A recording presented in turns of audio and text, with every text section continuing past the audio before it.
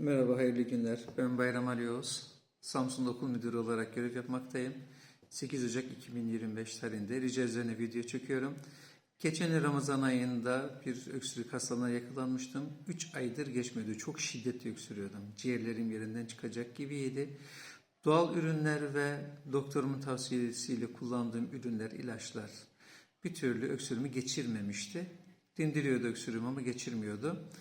Kullanmış olduğum Algo Ginseng ürünü vardı. 2 hafta içerisinde öksürüğüm kesildi, inanılmaz gibi. Tavsiye ediyorum herkese, şiddetli bir şekilde tavsiye ediyorum bunu da. Hayırlı günler diliyorum.